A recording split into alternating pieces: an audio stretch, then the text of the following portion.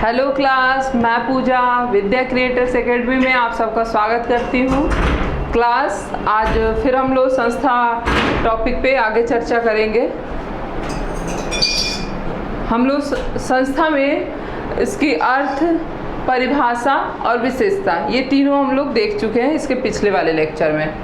आज हम लोग उसके आगे पे चर्चा शुरू करेंगे।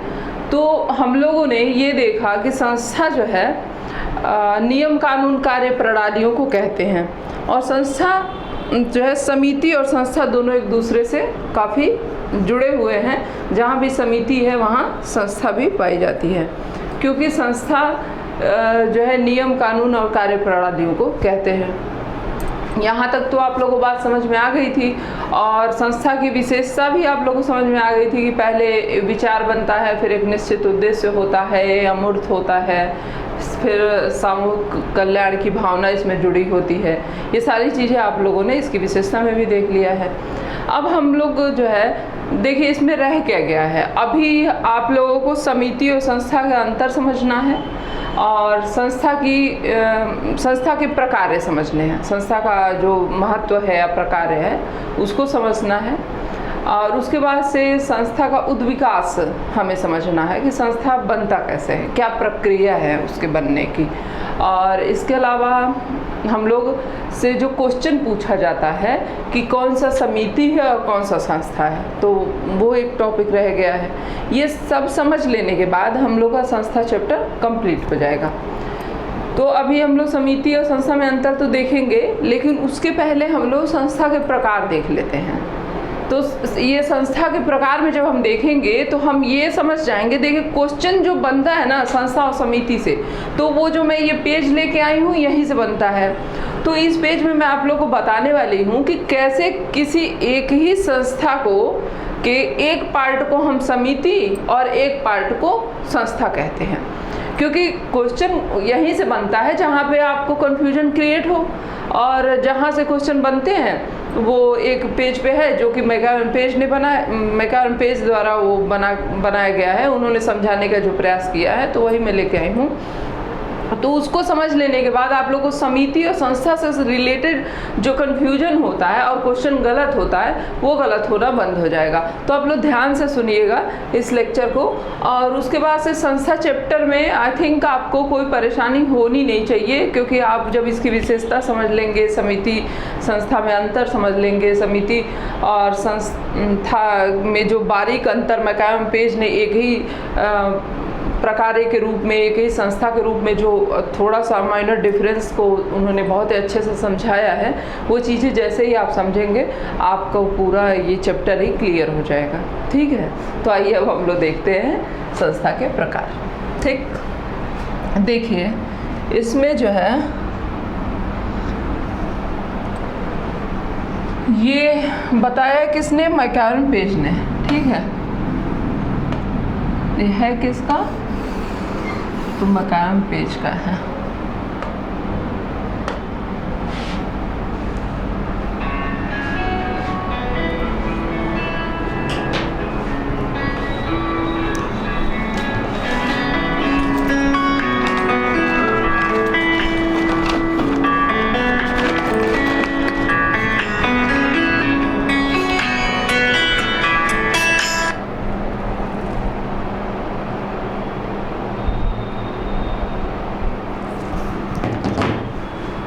सॉरी असुविधा के लिए।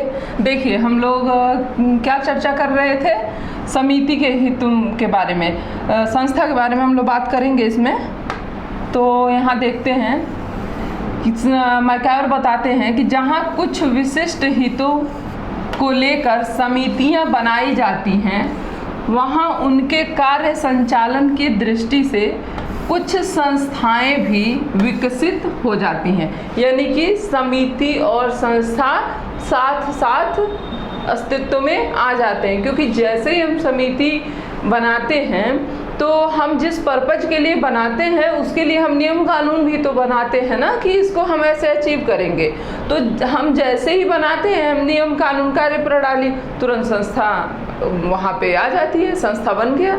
अगर हम नियम कानून की बात कर दिए तो जहाँ समितियाँ बनाई जाती हैं वहीं कार्य संचालन की दृष्टि से संस्थाएं भी विकसित हो जाती हैं।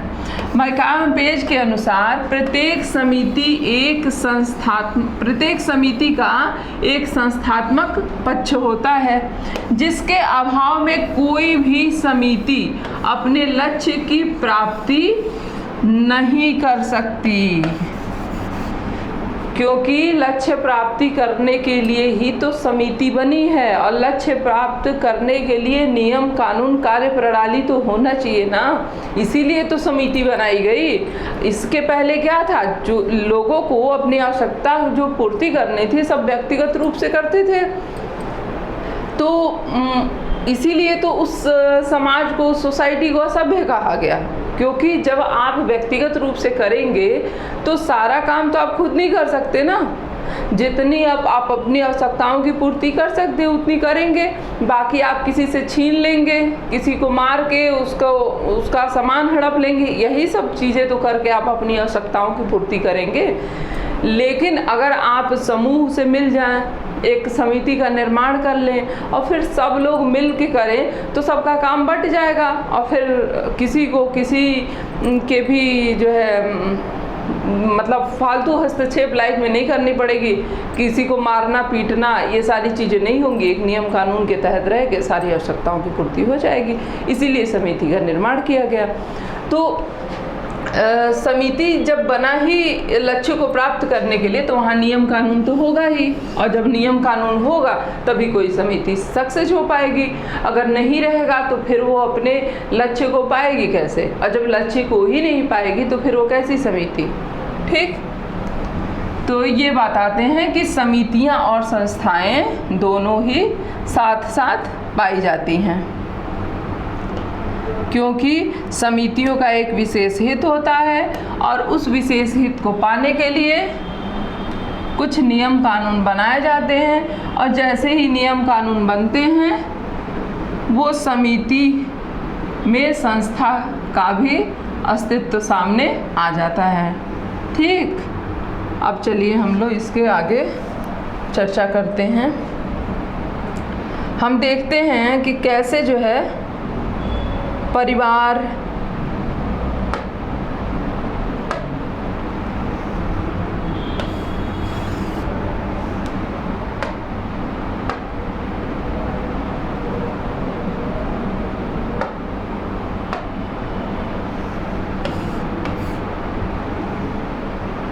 चलिए देखिए, परिवार, जैसे परिवार की बात करें तो परिवार एक समिति है। अगर हम परिवार की बात करें तो परिवार एक समिति है। क्यों? क्योंकि परिवार सदस्यों से मिलके बनती है। ठीक है, वो उनके पास एक मकान होता है, उस मकान में कुछ लोग रहते हैं और वो लोग हमें दिखाई देते हैं, तो उसको हम परिवार कहते हैं। जैसे परिवार में कितने सदस्य हैं, बात ये होती है ना, परिवार में कितने सदस्य हैं, यानी कि सदस्यों से मिलके बनता है। तो जब सदस्यों से मिलके बनता है और हम उसे देख सकते हैं तो वो समिति ही तो हुआ। ठीक, तो परिवार एक समिति है। अब इसी परिवार में देखिए विवाह भी पाया जाता है, घर भी पाया जाता है और उत्तराधिकार भी पाया जाता है, और ये तीनों ही संस्था होती हैं। कैसे? जैसे कि परिवार है तो परिवार में प्रवेश करने का जो नियम है वो क्या है? विवाह ही तो है। परिवार में प्रवेश करने की जो कार्य प्रणाली बनाई गई है, जो प्रक्रिया बनाई गई है, उसी को तो हम विवाह कहते हैं। और जब विवाह एक कार्य प्रणाली है, एक प्रक्रिया है समिति में एंटर करने की, तो फिर ये संस्था है। विवाह क्या है? एक संस्था है, क्योंकि ये दिखाई नहीं देता है। विवाह आपको दिखाई देता है क्या? नहीं दिखाई देता है। विवाह की एक पूरी प्रक्रिया चलती है और उसके मतलब जो व्यक्ति होता है वही रहता है, जो वर है, जो वधू है, जो परिवार के सदस्य हैं, वो सब वही रहते हैं। एक उत्सव की तरीके से एक प्रोग्राम होता है और फिर शादी हो गई। आपको वो विवाह नहीं दिखाई देता है, आपको तो वो हवन कुंड दिखाई देता है, आपको तो वहाँ जो लोग उपस्थित रहते हैं वो दिखाई देते हैं, आप जो वर वधू कपड़ा पहने वो दिखाई देता है, विवाह थोड़े ना दिखाई देता आपको। ठीक, और ये नियम भी है कि हम इसी के थ्रू प्रवेश करेंगे। ठीक, अब बात आती है घर की। देखिए, परिवार और घर में अंतर होता है। परिवार का उद्देश्य है घर बसाना, ठीक है। परिवार में जो है ये उद्देश्य घर बसाना है इसका। और परिवार में एक हायरार्की होती है कि कौन, मतलब किसके साथ किसका कैसा रिलेशन रहेगा, कौन बड़े छोटे के बीच में किस तरीके का सम्मान रहेगा, एक दूसरे से किस प्रकार के संबंध स्थापित किए जाएंगे, इस तरीके की एक व्यवस्था होती है घर के अंदर, ठीक है। और जब भी कहीं पे व्यवस्था, एक हायरार्की, एक कार्य प्रणाली जैसे ही दिखाई दे, हम उसको संस्था कह सकते हैं। ठीक, अब बात आती है उत्तराधिकार की। यहाँ पे भी नियम कानून है कि अगर किसी के 5 बच्चे हैं, 2 बच्चे हैं, 1 बच्चे हैं, तो फिर उसकी जो संपत्ति है वो किस तरीके से बांटी जाएगी, क्या उसमें किसको कैसे डिवाइड किया जाएगा। अगर बच्चे हैं तो बच्चों को दिया जाए, बच्चे नहीं हैं तो फिर किसको दिया जाए, अगर रिश्तेदारी में भी कोई नहीं है तब फिर उस संपत्ति को क्या करना है। तो इस तरीके के जब नियम कानून बनते हैं तो फिर हम उसको उत्तराधिकार कहते हैं। और नियम कानून जैसे ही बना तो बस वो संस्था हो गई। जैसे कि पहले था कि सिर्फ पुत्रों को उत्तराधिकार मिलता था, जो भी संपत्ति का बंटवारा होता था वो सिर्फ लड़कों को दिया जाता था। लेकिन अब जो है नियम कानून बदल गया है, अब जो है लड़कियों को भी मिलता है। पहले अविवाहित लड़कियों को मिलता था, अब विवाहित लड़कियों को भी मिलता है। अब मतलब संतान को मिलता है, अब उसमें पुत्र और पुत्री का अंतर खत्म कर दिया गया है। तो ये हुआ उत्तराधिकार भी एक संस्था हो गया फिर, ठीक। अब देखिए, कोई भी समिति होती है तो उसका एक निश्चित उद्देश्य होता है। उसी निश्चित उद्देश्य को पाने के लिए संस्था का निर्माण किया जाता है। परिवार एक समिति है और उसके कुछ निश्चित उद्देश्य हैं, उसको प्राप्त करने के लिए संस्था है, मतलब नियम कानून है। उस नियम कानून में क्या आ रहा है? विवाह, घर, उत्तराधिकार। और विशेष हित क्या है? तो यौन संबंध। विवाह ही तो अनुमति देता है ना यौन संबंध का, तो ये इसका विशेष हित है, इसीलिए तो विवाह प्रथा लाई गई। नहीं तो फिर वही बर्बर, असभ्य और जंगली वाली व्यवस्था बनी रहती, ठीक। और घर बसाना एक इसका उद्देश्य है विवाह का, कि घर बसे, फिर वंशावली, पीढ़ी आगे बढ़े, इसलिए शादी की जाती है। शिक्षण का मतलब यहाँ समाजीकरण से है कि लोगों का समाजीकरण, जो भी नई पीढ़ी आए उसकी समाजीकरण अच्छे से हो, इसलिए भी परिवार की ज़रूरत है। फिर व्यावसायिक तैयारी, जो जिस परिवार से, जिस व्यवसाय से, जिस जाति से बिलोंग करता है, वहाँ पे जिस प्रकार का जो व्यवसाय है उसकी, लेकिन ये इसमें होना नहीं चाहिए, ये मतलब उसकी वो तैयारी होती है, वैसे ये इसमें होना नहीं चाहिए। यौन संबंध, घर, वंशावली और शिक्षा, ठीक है, इतना ही रखिए। तो ये है इसका विशेष हित, ठीक। परिवार एक समिति है, ये उसके नियम कानून है, इसलिए संस्था है, और ये उसके विशेष हित हैं, यानी कि विशिष्ट उद्देश्य हैं, ठीक। अब देखिए अगला, महाविद्यालय। महाविद्यालय क्या है? समिति है। आप कहेंगे कि महाविद्यालय समिति कहाँ है, तो आंसर में इसको संस्था लगाया जाता है। तो यही तो बात है, यही तो जानना है।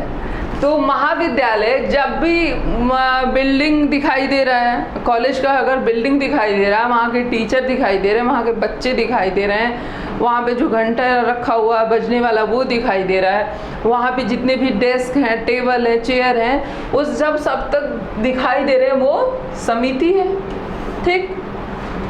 अब इस समिति का कुछ निश्चित उद्देश्य है, उस निश्चित उद्देश्य को पाने के लिए कुछ कार्य प्रणालियाँ हैं। तो क्या है? व्याख्यान, वहाँ पे जो लेक्चर दिया जा रहा है, वहाँ पे जो परीक्षा प्रणाली है, और वहाँ पे जो डिग्री मिल रही है, ये सब क्या है? संस्था ही तो है, क्योंकि यही तो वो साधन है। जैसे ये भी साधन है, ये भी साधन है, और पाना क्या है? ये उद्देश्य है, ठीक।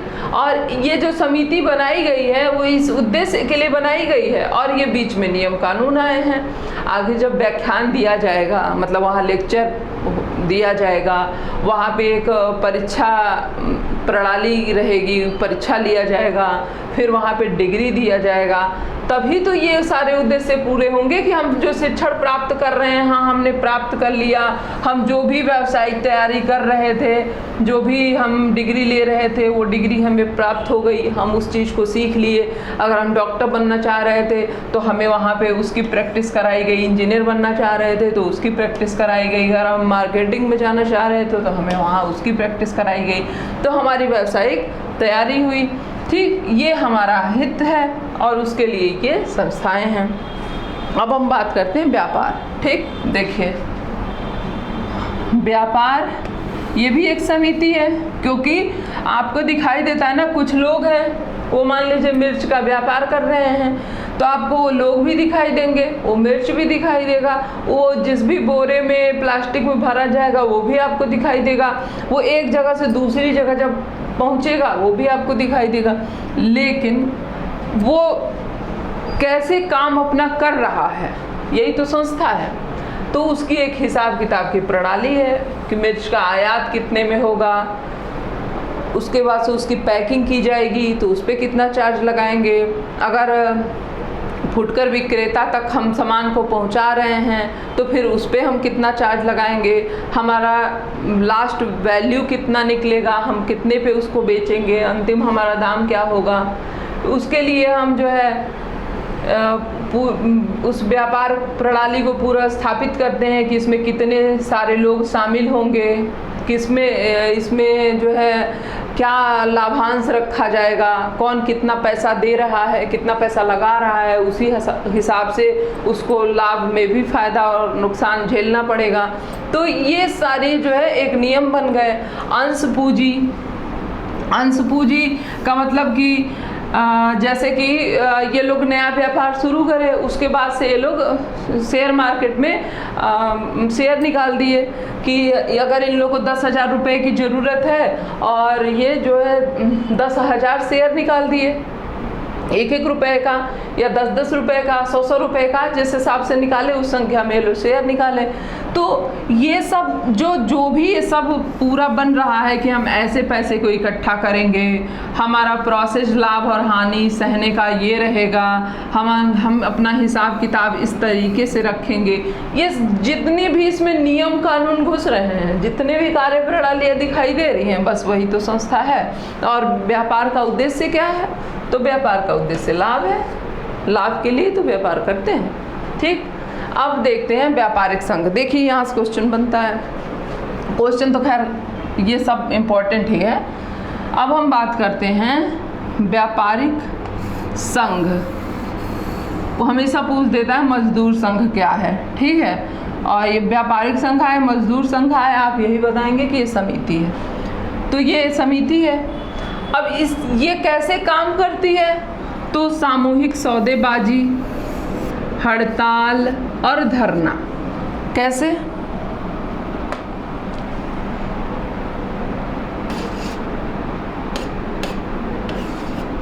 देखिए हम इस पे बात करते हैं।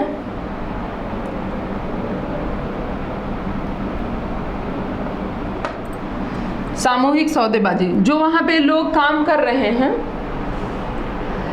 या मतलब जो संघ है वहाँ पे जो भी लोग काम कर रहे हैं, तो एक सामूहिक सौदेबाजी होती है। जैसे कि 2 गुट है और फिर वो दोनों गुट जो है आपस में ये सौदा कर रहे हैं कि हम जो है आप हमारा ये काम कर देंगे तो हम आपके इस नियम कानून को मानने के लिए तैयार हैं। अगर आप हमारी ये शर्तें नहीं मान रहे हैं तो हम भी आपके इस शर्त को नहीं मानेंगे। इस प्रकार की जो सौदेबाजी होती है, अपने हिसाब से दाम तय करवाना, या फिर जैसे कि मान लीजिए कि ये जो मजदूर संघ है अगर ये चाह रहे हैं कि किसी ऐसी जगह पे भी फैक्ट्री लगाया जाए जहाँ से हम लोगों के लिए आसानी रहे, तो यहाँ पे सौदेबाजी क्या होगी कि अगर आप उस क्षेत्र में लगाते हैं तो हम आपका सहयोग करेंगे, अगर आप हमें जो है किसी और जगह पे शिफ्ट करना चाह रहे हैं तो हम वहाँ नहीं जाएंगे। और इस तरीके की कोई भी अगर हम शर्त रखते हैं, चाहे वो दाम को लेके हो या फिर जो वहाँ पे व्यापार का जो एक माहौल है उसमें अगर हमें लग रहा है कि हमें बहुत ही एक सुरक्षित माहौल नहीं मिल रहा है, जो टर्म्स एंड कंडीशन है वो हमारे लिए सही नहीं है, तो हम मना कर सकते हैं काम करने के लिए। और फिर जो है अगला अगर हमें ज़रूरत होगी तो तैयार होगा और मेरे टर्म्स एंड कंडीशन को मानेगा और फिर उस तरीके से चीज़ें आगे बढ़ेंगी। ठीक है। हड़ताल भी आप लोग देखते हैं प्रायः होता रहता है। हड़ताल भी क्यों होता है? अपनी बात मनवाने के लिए होता है। तो ये भी एक तरीका है, ये भी एक कार्य प्रणाली है। सामूहिक सौदेबाजी, इसके लिए तो पूरी तरीके से मतलब 1948 में, हाँ 1948 में इसके लिए तो पूरा एक कानून आया है कि जो है ये अधिकार दिया गया है सामूहिक सौदेबाजी का। नहीं तो अगर सामूहिक सौदेबाजी का अधिकार न दिया जाए तो फिर तो जो भी पूंजीपति वो शोषण करने लगेंगे, क्योंकि वो तो मनमर्जी अपने फैसले सुनाएंगे ना। अगर हमको भी अधिकार ना दिया जाए कि हम अपनी बात रखें, तो सामूहिक सौदेबाजी एक अधिकार है। ठीक है। और हड़ताल आप लोग प्राय ही देखते हैं कि अपनी बात मनवाने के लिए हड़ताल स्ट्राइक ही सब होता रहता है। धरना प्रदर्शन भी आप देखते हैं कि धरना प्रदर्शन भी होता है अपनी बातों को मनवाने के लिए। ये सब तरीके हैं किसको चलाने के लिए? मजदूर संघ को चलाने के लिए। ठीक है। और इसका हित क्या है? तो हित है नौकरी की सुरक्षा, ताकि हमारी नौकरी बची रहे।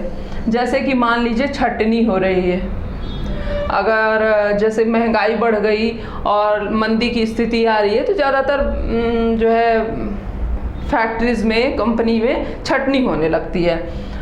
तो अगर ऐसी स्थिति हो रही है तो हम हड़ताल और धरना कर सकते हैं, हम अपनी सामूहिक सौदेबाजी कर सकते हैं, अपनी मांग रख सकते हैं। तो नौकरी की सुरक्षा के लिए, या फिर हमें माहौल अच्छा नहीं, हमें लग रहा है जो टर्म्स कंडीशन बनाया गया है कि आप जो है इतने घंटे से इतने घंटे तक काम करेंगे, आप एक भी दिन की छुट्टी नहीं ले सकते हैं, अगर आपने इतने घंटे से इतने घंटे तक का काम नहीं किया तो आपको इतने पैसे काट दिए जाएंगे। अगर मानवीय जो है आवश्यकताओं को ध्यान न देखा जाए, मतलब मानवता का भी ध्यान न रखा जाए, तो फिर हम सौदेबाजी तो कर ही सकते हैं ना।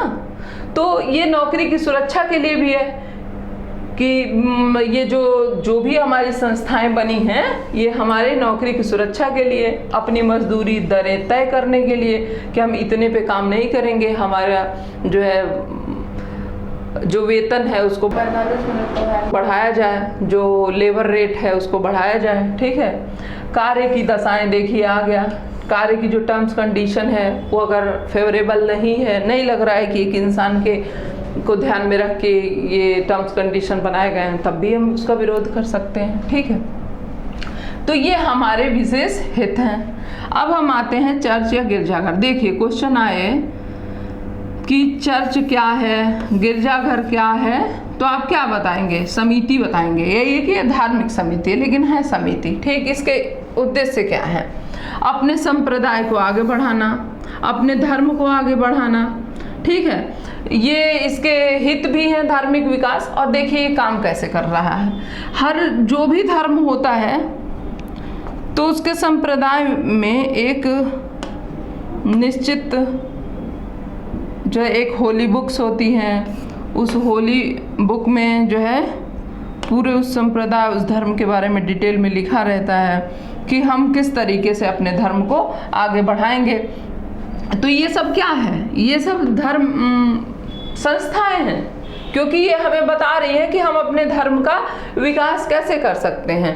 तो ये जो संप्रदाय है, जो भी धार्मिक बातें हैं, जो भी उसमें भ्रातृत्व बंधुत्व की बातें की गई हैं, जो उपासना के तरीके बताए गए हैं, ये सब संस्थाएं हैं, क्योंकि ये कार्य प्रणालियाँ हैं। उस संस्था के अंदर की चीज़ें हैं जिसको लोग जीवित रख के अपने धर्म के विकास को आगे लेके चलते रहते हैं। ठीक है।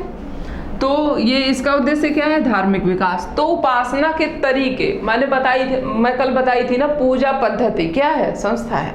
तो जब पूजा पद्धति संस्था है तो उपासना के तरीके ही तो पूजा पद्धति है, तो वो भी तो संस्था बनेगा। और जो धर्म है, भ्रातृत्व है, धर्म मतलब धर्म के अंदर जो बंधुत्व की बातें की जाती हैं, भाईचारे की बातें की जाती हैं, तो ये सब क्या है? दिखाई देता है? नहीं दिखाई देता है ना।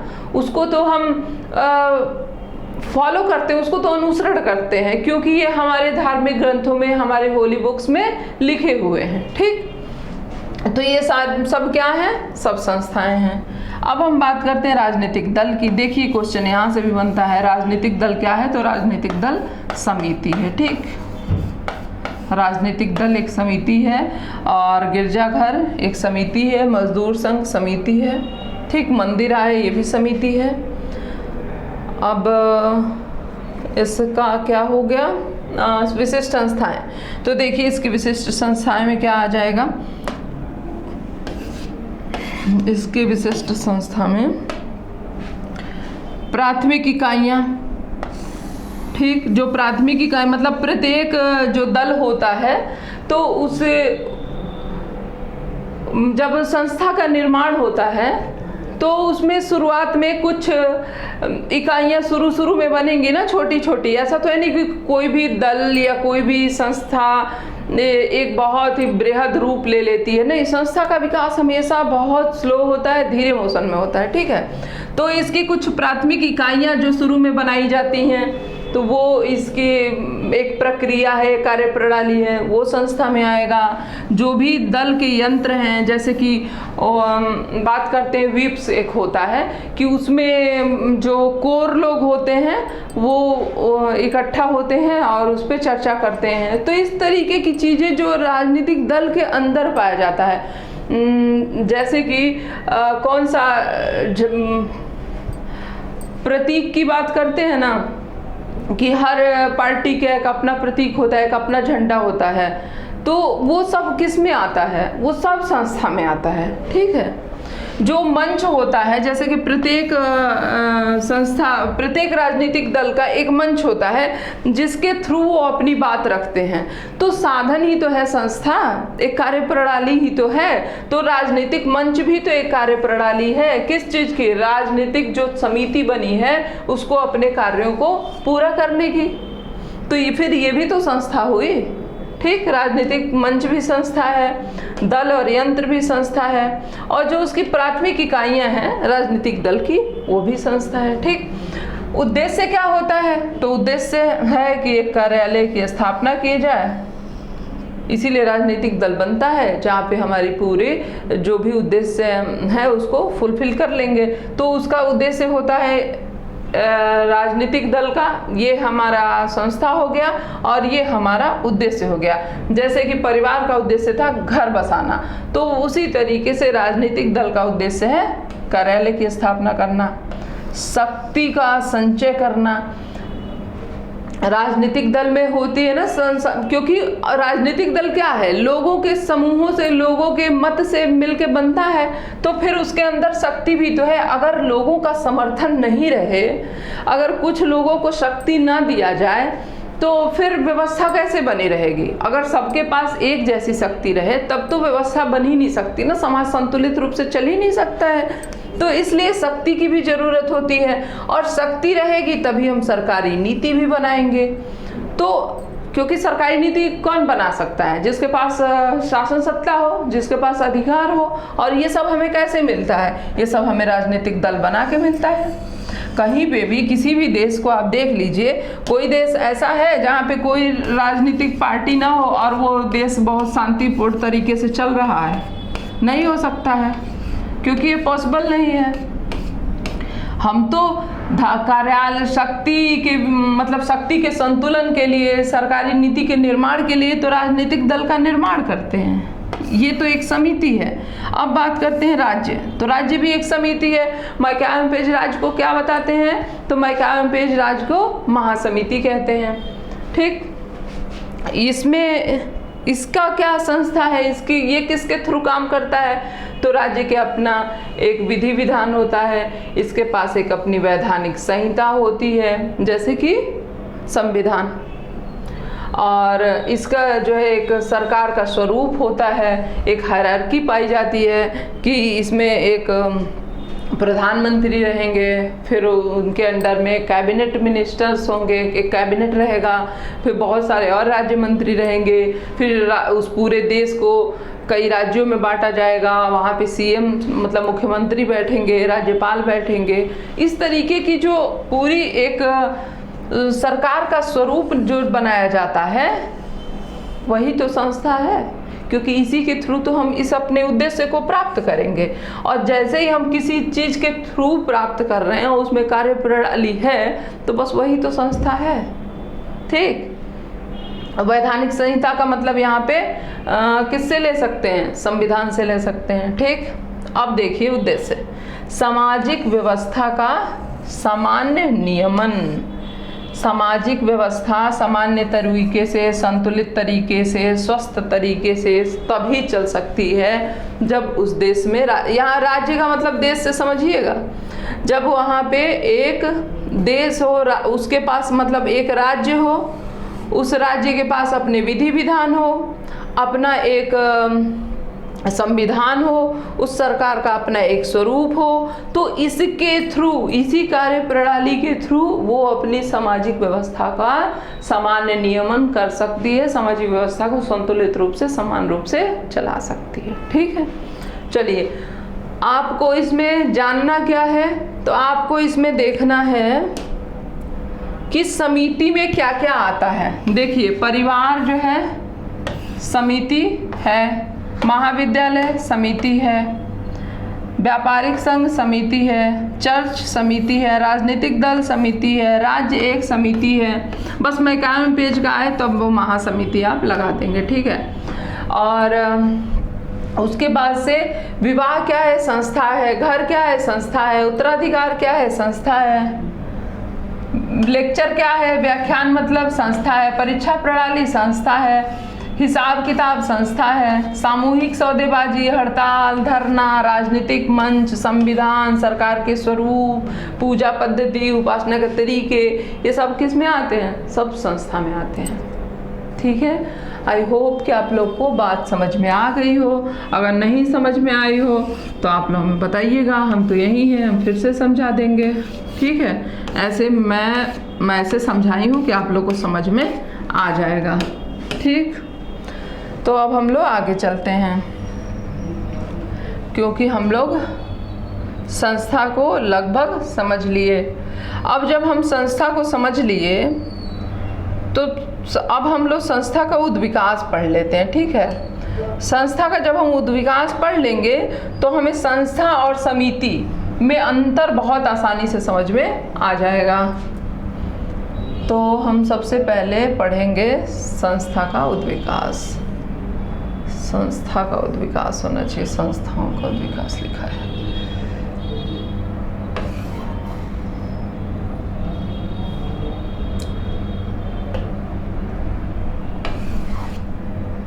संस्था का उद्विकास।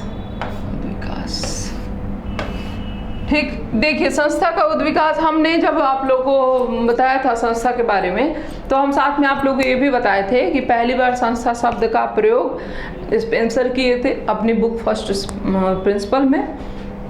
और संस्था की विस्तृत चर्चा, संस्था की व्याख्या किसने किया है? तो समनर करे हैं अपने बुक फोक कल्चर में या जनरीति में। ठीक है, ये हम आपको बताए थे। तो जब संस्था की विस्तृत व्याख्या समनर किए हैं तो फिर वही तो बताएंगे ना कि संस्था बनती कैसे है, संस्था का विकास कैसे हुआ। तो बस हम लोग अभी उसी पे चर्चा करने वाले हैं कि संस्था अपने वास्तविक वर्तमान रूप में आती कैसे है। ठीक,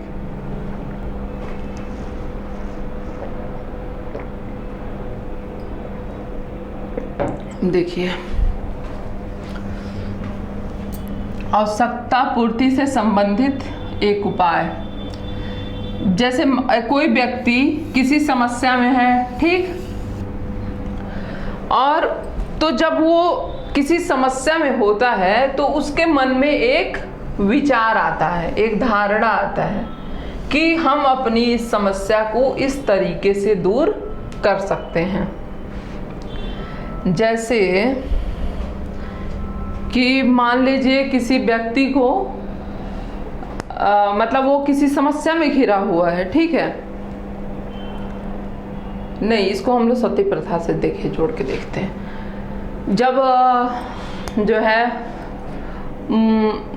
मुस्लिम आक्रमण हमारे यहाँ होना शुरू हुआ तो उसके बाद से ही सती प्रथा और ये बाल विवाह जैसी वर्तमान, अब तो हम लोग कुरीति कहेंगे, क्योंकि अब ये कोई भी देखिए संस्था, अगर वो अपनी संस्था को बनाते क्यों हैं? समाज को का सहयोग करने के लिए, उसको संतुलित रूप से चलाने के लिए। तो अगर वो संस्था अपना उद्देश्य पूरा नहीं कर रही है, अगर वो समाज में पॉजिटिव रिस्पांस नहीं दे रही है, पॉजिटिव सहयोग नहीं कर रही है, तो उसका अस्तित्व खत्म हो जाता है, उसको वो डेड हो जाता है। तो इसी तरीके से मैं तो आज बोल रही हूँ कि बाल विवाह कुरीति थी या सती प्रथा कुरीति थी, लेकिन उस समय तो कुरीति नहीं थी, तभी तो उसको लोग फॉलो करते थे, पूरा समूह पूरा समाज फॉलो करता था, अनुसरण करता था। तो इसका मतलब कि वो उस समय कुरीति नहीं थी। तो मान लीजिए उस समय लोगों के मन में विचार आया कि अब दूसरे धर्म के लोग भी हमारे यहाँ आने लगे हैं और वो हम पे शासन कर रहे हैं, हमसे मजबूत हैं, तो वो हमारे यहाँ की मतलब किसी भी लड़की से शादी कर सकते हैं। तो ये हमारे यहाँ क्या था, स्त्रियों को बहुत ही उच्च स्थान मिला था, एक पवित्र रूप का दर्जा दिया जाता है, बहुत सारे देवियों का नाम मतलब हमारे यहाँ मिलता है, और हर देवी जो है एक शक्ति की प्रतीक मानी जाती है। तो जब ऐसा हुआ कि अब ये लगा कि नहीं, जो कमज़ोर कड़ी है समाज की और जिसको हम इज्जत के रूप में उसको एक्सेप्ट करते हैं, मानते हैं, अब वहाँ पे एक समस्या क्रिएट होने वाली है।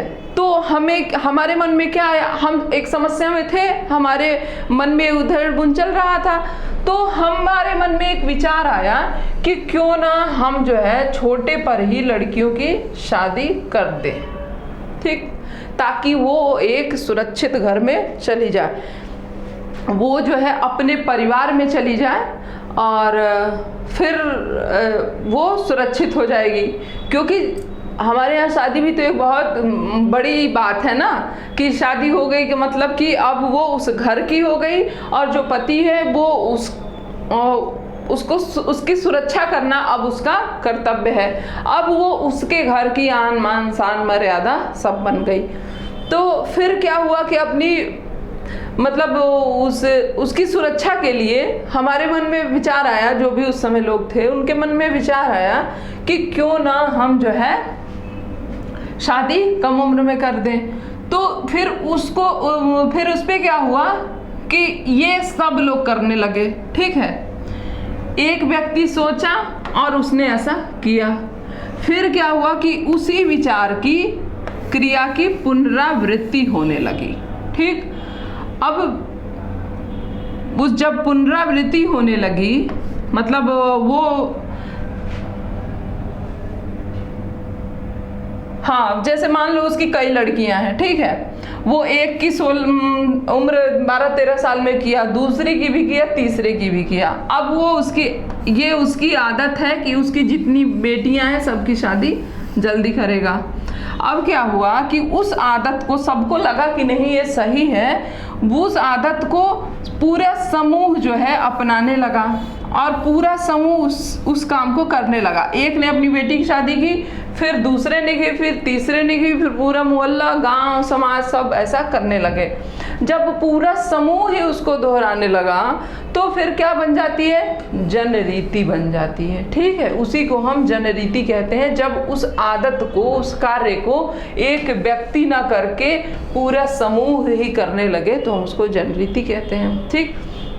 अब क्या होता है आगे कि जब जनरीति में सामूहिक अनुभव जुड़ जाता है और उसको समाज से मान्यता भी मिल जाती है, जैसे कि सबने ये अनुभव किया कि हाँ, लड़कियों की शादी जल्दी कर देने से वो सुरक्षित हैं, वो अपने घर में चली जा रही हैं समय से, और अब हमारी टेंशन नहीं है, अब वो घर के अंदर रहती हैं, क्योंकि बहुएं तो चार दीवारी में रहती हैं ना, घर के अंदर, तो अब वो सुरक्षित है, ठीक। इसको मान्यता सबने दे दी कि हाँ ये बात सही है। उसके बाद से क्या हुआ कि ये प्रथा बन गया।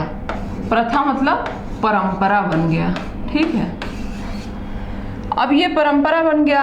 अब इस परंपरा, ये प्रथा कैसे बनेगा, मतलब ये प्रथा जब उसमें समूह की स्वीकृति, यानी कि पूरी समूह जो है उसको मानने लगा, सब लोग उसको फॉलो करने लगे, उसमें जन कल्याणकारी भावना आने लगी कि यही लोगों के लिए सही है, यही लोगों के कल्याण के लिए, यही पूरे समाज को व्यवस्थित रूप से चलाने के लिए, सब लोग सुरक्षित बने रहें, सब एक व्यवस्थित जिंदगी जिए, इसके लिए जरूरी है कि इस सच को स्वीकार